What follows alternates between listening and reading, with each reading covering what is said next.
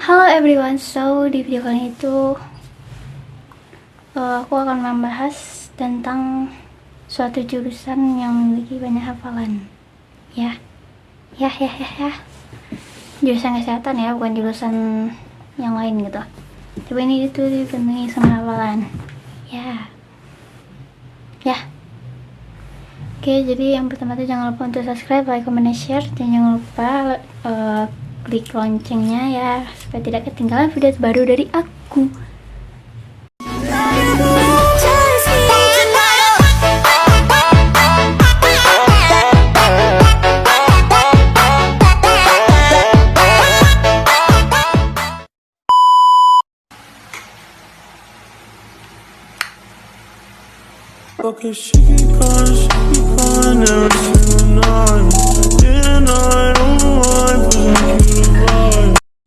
Oke, yang pertama tuh aku ada buku farmakope.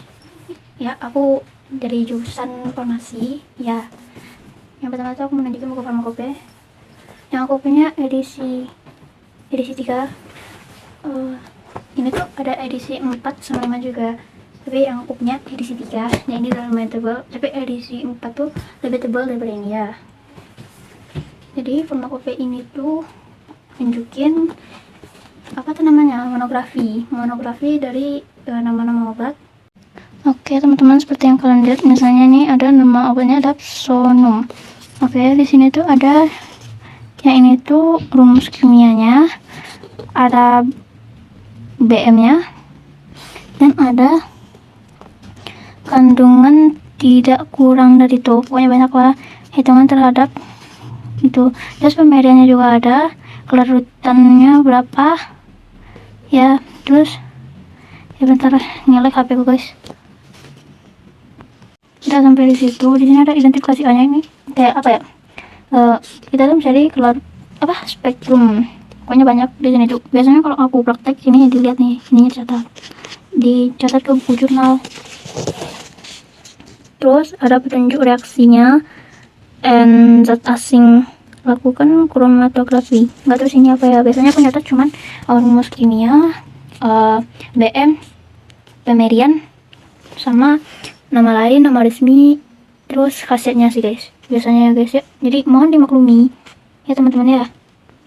Makanya itu yang dapat aku sampaikan dari buku farmakope. Dan lanjut next ke buku ISO. Yang aku punya tuh volume 53 tahun 2021. Jadi setiap tahun tuh ada yang terbarunya. Ini yang terbarunya ya teman-teman. Aku punya edisi yang kelihatan nggak sih?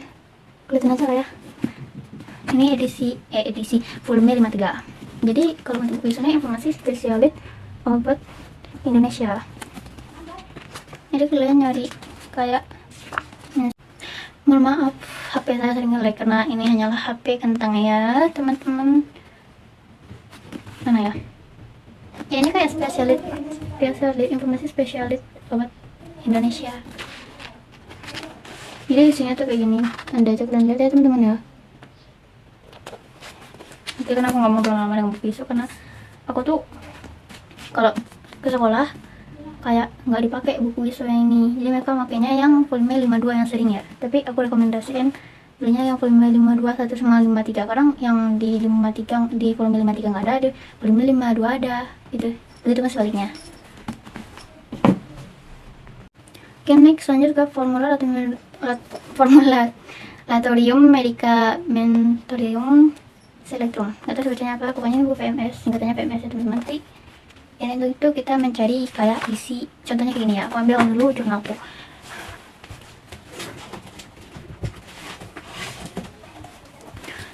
Ini jurnal praktek. Tapi aku jarang banget yang namanya itu dapat nilai plus 3. Biasanya ada kurangnya aja. Terus tapi ya gitu ya, mohon dimaklumi. Oke, ini contohnya. Misalnya ini ada pulv Aslucot nomor 6. Ini pulv Aslucot ya teman-teman. Ini tuh biasanya kasih obat salah. Biasanya dikasih kayak gini doang. Ngasih obatnya kayak apa nih? Kelihatan Ephedrine HCl, Phenobarbital, Theophylline, Lactosa. Ini bahan obatnya. Ini tuh, ini lagi kan? Jadi daftar isinya di belakang. Jadi kayak look as lupa tadi, kita cari dulu. Karena aku nggak nandain guys. Mana nih P? Sabar ya, wahai teman-teman. Karena kita sebagai anak kesehatan itu harus sabar dan tambah. Misalnya aja kalian disuruh, misalnya ada pulveris anti astamitiki albi gitu, pokoknya itulah bacanya ya. Aku tuh nggak terlalu mikir untuk bacanya, yang penting isinya ya. Tapi kalian harus hafal juga sih cara bacanya. Kalau biasanya aku sebelum masuk labor tuh kuis apa isi dari misalnya pulveris lah, pokoknya nanti kalian biasanya aku kuis dan kayak ini ya isinya guys. Jadi apa bahan-bahan atau isi dari pulveris ini gitu. Jadi nanti dicatat ke jurnal. Oke, jadi ini tuh PMS. Kalau nggak dari PMS, apa namanya, isi dari pulveris atau yang lain disuruh sama pengawas teman-teman, carinya bisa cari di formular Raturium Indonesia, bisa juga nih.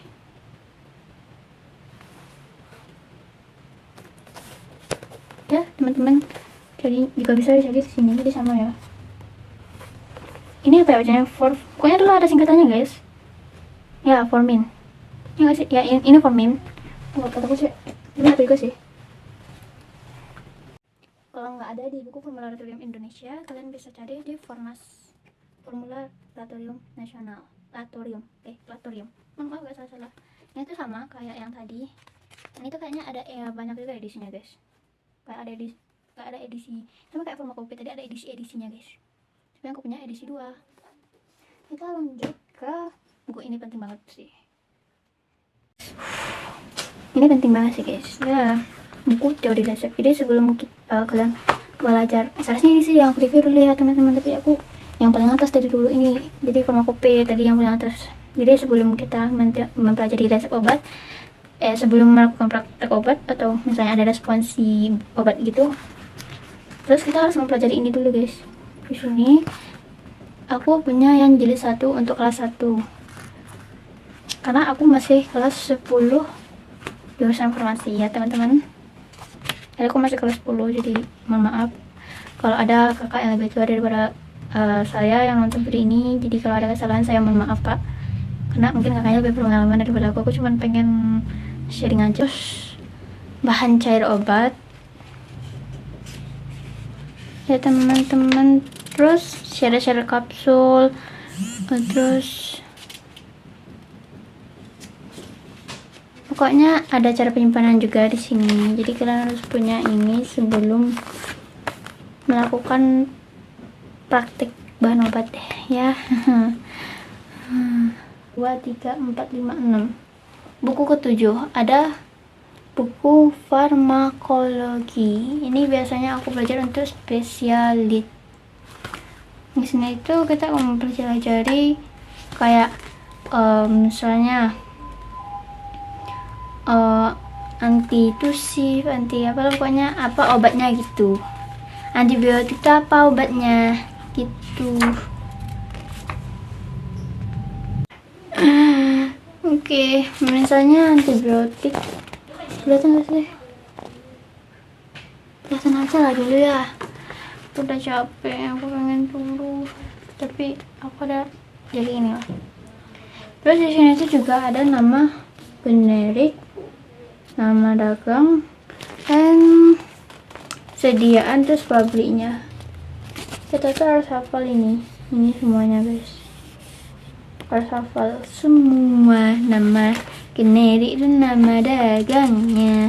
Terus misalnya ini juga ada antispasmodik. Misalnya kayak gini ya, kayak gini. Kan ada antispasmodiknya gitu. Jadi antispasmodik adalah obat-obat atau zat-zat yang digunakan untuk melawan kejang-kejang otot yang sering mengakibatkan nyeri perut dalam kurung saluran pencernaan ya. Kayak itu. Misalnya kan ada kolagoga ialah zat yang itu. Jadi ini tuh misalnya apa tuh namanya, kayak penyakit terus apa gitu obatnya. gitu teman-teman. Oke. Next kita lanjut. Ini tuh aku punya fotokopian farmakologi sinonim. Di sini tuh ada nama Latin, nama resmi, nama generik, nama lain, nama paten. Nama paten nih nama pabriknya guys. Kayak gini. Pokoknya kita harus hafal semuanya, hafal ininya. Misalnya yang pertama, misalnya kayak gini ya. Jadi kan biasanya orang-orang baca yang misalnya satu garis gitu loh teman-teman ya. Jadi aku tunjukin caranya. Misalnya yang pertama acetaminophen, analgenetika, antipiretika, enggak sih antipiretika ya. Terus lanjut, ini tuh baca dulu semuanya, baru baca ininya semuanya, dan gitu pun seterusnya di sini. Jadi kalau untuk sinonim itu tuh ada 252 yang harus dihafal. Itu untuk si sinonim. Biasanya nanti sinonim itu kan ada nama lainnya, ada nama dagangnya. Misalnya kayak gini nih teman-teman, kalau bikin monografinya aku tunjukin satu monografi, tapi maaf tulisan aku agak jelek, emang jelek dari sononya sih. Astagfirullah, hampir jatuh airnya. Misalnya ada Papaverina CL, terus nama lain, nama resminya ada nggak sih aku bikin ini? Ya, nama resminya juga ada di sini. Jadi kita harus menyatanya dan cari di sini guys, di sinonim. Oke, kayak gitu. Semuanya tadi. Kalau untuk hasilnya kita nyari di buku farmakognosi ya teman-teman ya. Dikarenain aku nggak ada fotokopiannya, jadi kalian bisa nyari atau punya KKN apa tuh namanya, kakak tingkatnya, bisa dipinjam di fotokopi aja teman-teman. Oh iya, ada satu lagi yang ketinggalan sama aku, sumpah mohon maaf, ini seperti akhir banget. Udah. Jadi di sini tuh juga ada space Latin. Kalau untuk space Latin dari nomor 1 sampai 343. Dari abjad A sampai abjad F, F. Sama halnya dengan sinonim, dari abjad A sampai abjad Z. Enggak sih, ada Z-nya nggak sih tadi? Kayaknya ada sih. Di sini tuh aku pengen lihat ya, bentar ya teman-teman. Lagi nyari awalannya, ini. Oke, seperti tadi ada singkatan, kepanjangan, dan artinya. Ini kalau kalian nggak lihat, kalian gimana ya? Bentar ya teman-teman ya. Agak ribet sih emang. Bentar. Kayak gini. Jadi sini tuh ada singkatan, panjangan, artinya. Misalnya yang pertama tuh ada ANA. Singkatan AA, panjangan ANA, arti masing-masing.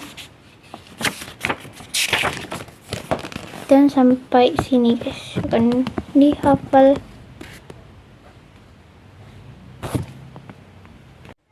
Oke, sekian dulu video untuk hari ini. Jangan lupa untuk subscribe, like, comment, share ya teman-teman. Jadi aku juga minta maaf kalau ada kesalahan atau kekurangan dalam video aku minta maaf. Dikarenain aku masih baru kelas 10 ya gitu ya teman-teman. Jadi aku juga belum banyak mempelajari tentang suatu hal, tapi aku cuma pengen nge-sharing aja. Tapi kalau misalkan salah, aku benar-benar minta maaf. Oke, aku benar-benar minta maaf. Dan sekali lagi aku mohon pamit. Aku Ilyana, mohon pamit. Assalamualaikum warahmatullahi wabarakatuh. See you next time.